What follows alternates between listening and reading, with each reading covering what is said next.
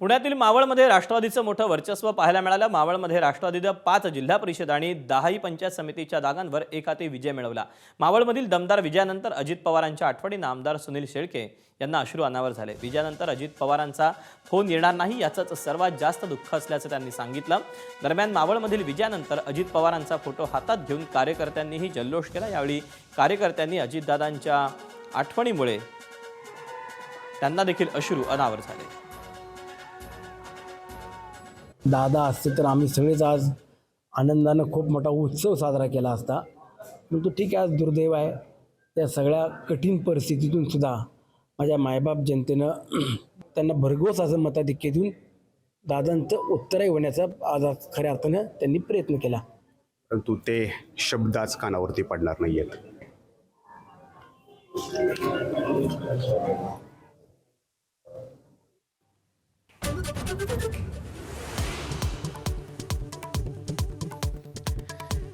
जिल्हा परिषद आणि पंचायत समिती निवडणुकीतही महायुतीचाच बोलबाला। भाजपचे सर्वाधिक सदस्य, महाविकास आघाडीची पराभवाची मालिका कायम।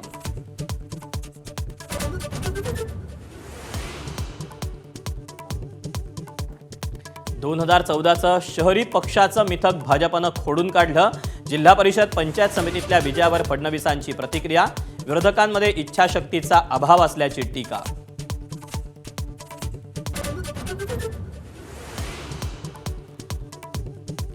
दिग्गज नेत्यांनी राखला जिल्हा परिषदेचा गड। गोगावलेंचा पुत्र राणा जगजित सिंगांची पत्नी विजयी, तर वरपुडकणात जयकुमार गोरेंच्या कुटुंबियांनी चाखली पराभवाची चव।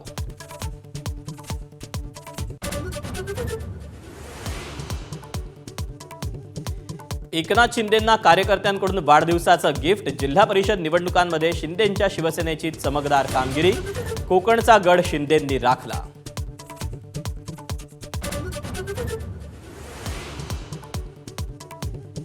जिल्हा परिषदेत राष्ट्रवादी काँग्रेस नंबर 2चा पक्ष। अजितदादांच्या आठवणीनं राष्ट्रवादीचे नेते भावुक, फोटो दादांचा हातात घेऊन कार्यकर्त्यांनाही कोसळलं रडू।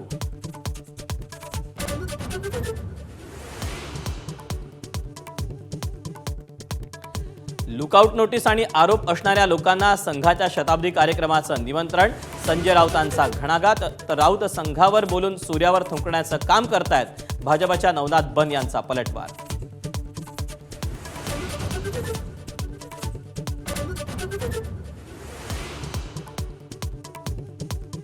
ज्येष्ठ नेते शरद पवारांना श्वास घेण्यास त्रास, पुण्यातल्या रुबी हॉल क्लिनिकमध्ये दाखल। वैद्यकीय तपासण्या करून पुढची पावलं टाकणार, तर पवारांची प्रकृती उत्तम असल्याची डॉक्टरांची माहिती।